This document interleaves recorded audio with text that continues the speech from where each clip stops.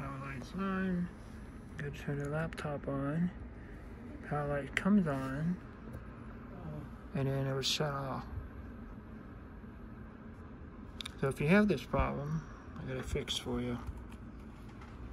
Take this cover off. There's one screw that's right here.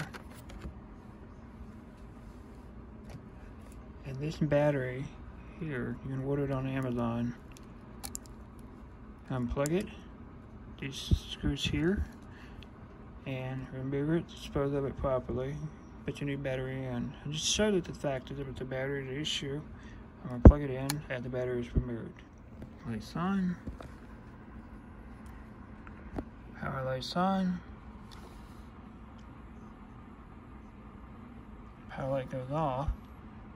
It goes back on because it's looking for that battery, and we have boot up.